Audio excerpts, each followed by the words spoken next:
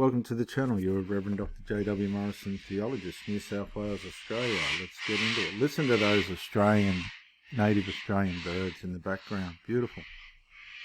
The serial covert chameleon. People have a way of chameleonizing themselves. It's more of a pattern of behaviour, the way in which they go about their relationships. It'll always start off with a love bombing.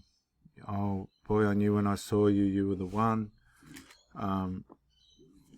As soon as I put my eyes on you, you were the one for me, all this sort of thing. It soon deteriorates, usually lasts about 12 months, and then some drama will happen or something will happen and they'll set up boundaries around you and try and condition you to the way in which their psyche works in a relationship. It can be called narcissistic. I like to put it into the sinful nature dimension, or the dark triad dimension, because these are variable and they're multiple, they vary, they work with the situation as it goes.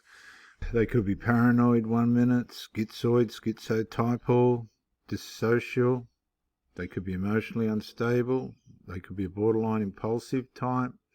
They could be histrionic, narcissistic, anakinastic, anxious, avoidant, and dependent. There's all these things that can be coming at you. Okay? If we look at this situation here in the Bible, just remember too, these poor buggers, they're insecure. They've probably been rejected before you come along. They haven't been able to work out what's sabotaging their relationships. They're usually dependent on substances. It can be nicotine, like the lady in this picture. Can be alcohol, medications, weed. Sometimes when they're real manic, they'll go to cocaine. And these are all ways in which they're trying to get the dopamine hit, because of their nervous system and the way in which they live, and they're trying to juggle so many things, right? It's a complete juggling act, psychological juggling act for themselves. They've got to make sure they've got the money coming in. They haven't set themselves up financially. They live week by week. They've usually got leeches that they support as a means of identity and being wanted.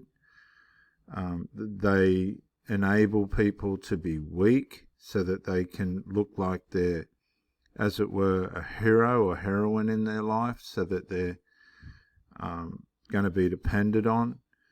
And it all works between dopamine and cortisol, and it's a constant up and down. And they talk about peace and they talk about love and joy and these other things, but it's not real, it's not rational, because it's all based on substances. It's all based on feelings. It's all based on the manipulation of their sinful nature, which they haven't learned to navigate yet. See, a lot of people think you can navigate your sinful nature by rules and standards. That's impossible. You can't do that with your sinful nature. Your sinful nature's a rebel. And if we think about it for a minute, when Jesus was being crucified, they said, "Who do you want, Jesus or Barabbas?" Right? I think it was Herod. Yeah, I think it was Herod. Or Pilate or Herod. I think it was Pilate said, "Who do you want, Jesus or Barabbas, the murderer?" And of course, the crowd shouted out, "Barabbas." And there's a side in all of us that tends towards the side of Barabbas and not Jesus. And we need to stay close to the Lord to protect us from ourselves. You see, we're not going to be the things that come at us from around us and outside us if we can't start with getting on top of ourselves. As soon as you see somebody with a weakness, like using a substance, even nicotine, Panadol, whatever, and there's really no need for it, it's just a habit, then you're really dealing with someone that's got some serial issues. I'm sorry, it's just how it is. I know it sounds terrible and I know it sounds bad. And that doesn't mean they're bad people or nasty people. It just means that there's a lot going on and a lot that needs to be dealt with, and don't think you can help that person. You can't. I've spent decades with people like this trying to help them and be their partner and all this and that. And it doesn't matter how good you are or how hard you try, you're not going to be able to. A lot of these people are like, they come in like a flood, and as the flood subsides, so do they subside back to what they usually are by nature, and all their destructive habits and things come out. They're not meaning to be bad or anything. It's just that you've got different values and different standards that surface. And a lot of these people need to be on their own with their habits and their substances. That's where they find their peace. And you'll see that you're just a form of supply. They've found a form of new supply. You won't be the first time this has happened to them. They usually expect for the relationship to last so long and then end. It's quite a sad way of living, you know. Rejection becomes something that they get used to because they know at some point their behaviour is going to betray them, and they just stick with it until the grave. They usually end up on their own, being used here and there or using people here and there. They've usually had the opportunity to have good relationships and haven't been able to, therefore they conclude that they don't deserve it, and they're not capable of it, and they just stay with their habits, and they become opportunists, like an old lion. It's too late. Life's escaped them. They haven't got the strength anymore or the cunning to try and beat the situation. They're just trying to hang on and navigate whatever they can get from the relationships. And the whole event of their life just becomes where they should be on top. They're just not. Psychologically, they're tired. Psychologically, they're worn. People can tend to see through them as they get older. They get tired, they come out and they know that things will probably go bad for them. Usually by the people that they love. They're at their end psychologically. They can't seem to come up with the answers even though they know the solutions. Once when they were young they could conquer. Now that they're old, they're being walked over. Life catches up with them really, really quick. They become not as psychologically as witty. They become more of the victim now than the perpetrator, but they still try and live by these horrible traits, these deceptive traits. They've been deceived most of their life. They've deceived themselves for most of their life. Most of what they do is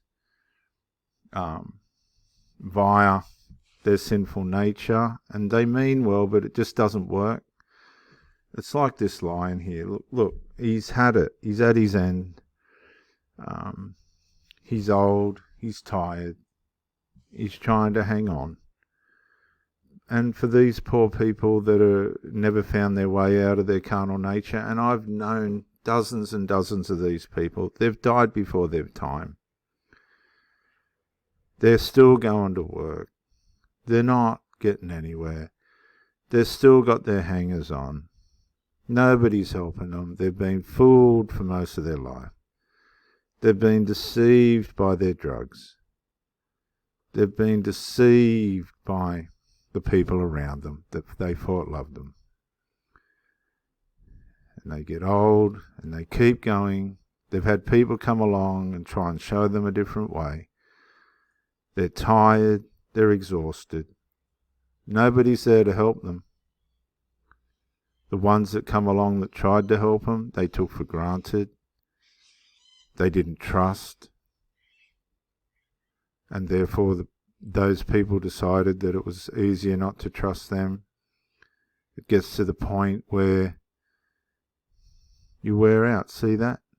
You just wear out like this old lion at the end of his life. There's no answers left. You wasted your life.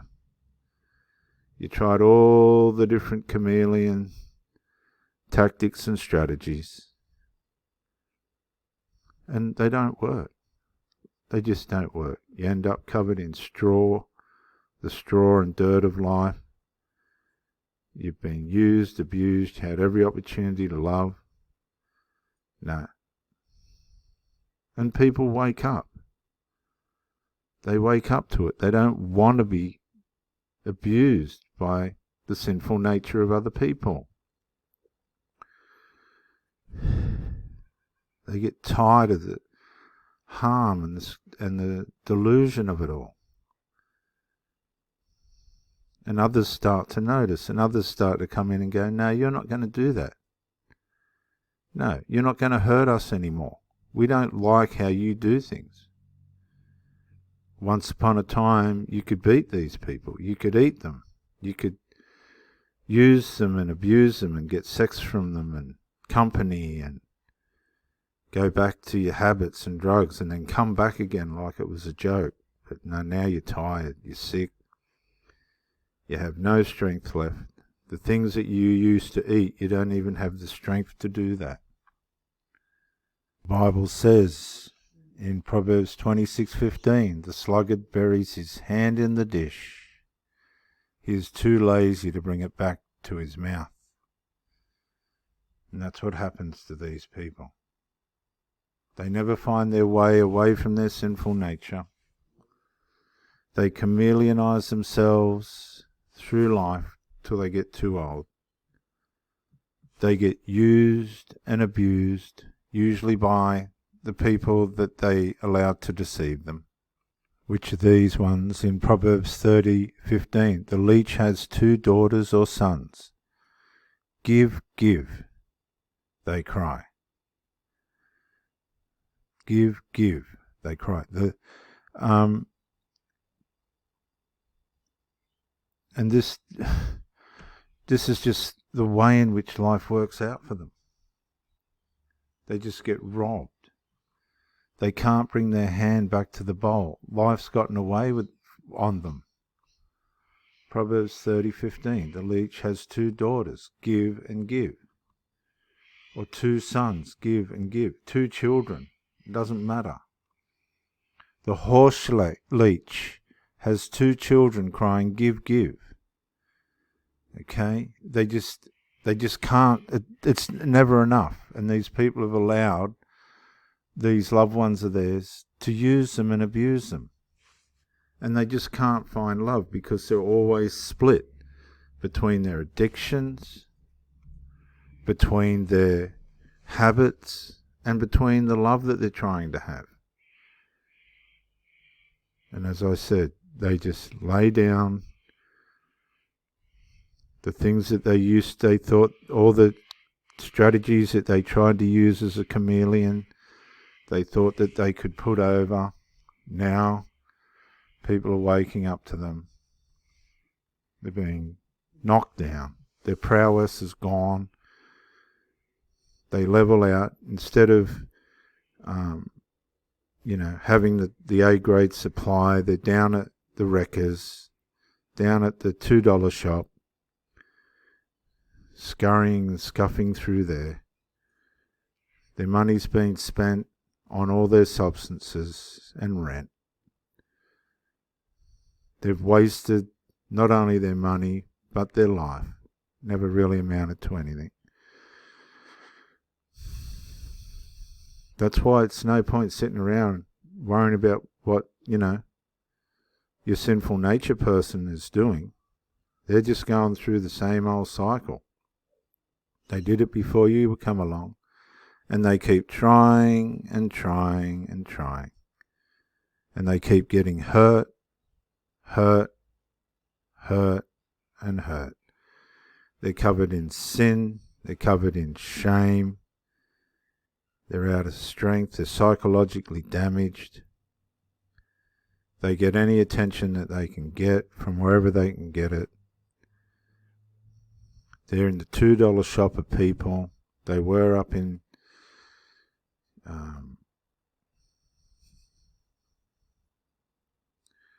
David Jones or Myers or whatever it was. I don't know what you want to call it.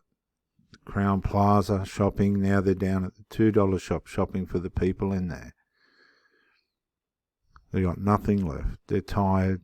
They're broken. Life didn't work for them. There's no one there to help them. They're all on their own.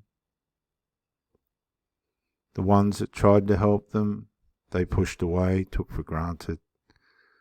The ones that they helped, the ones that they thought they were getting through life, they were just disenabling. They taught them how to shop at the $2 shop as well. That's just how life's going to work out for you, my little leeches, as the Bible says. These people can't bring their hand to the bowl either. They've been taught the wrong way, and they just lie down. Everything was in their grasp, and it's too late. The claw slips off the neck. It's too late. It's just too late. Covered in dust, it's the straw of life. Self-deception. It's too late. It's over. Reverend Dr. J.W. Morrison. Bye for now.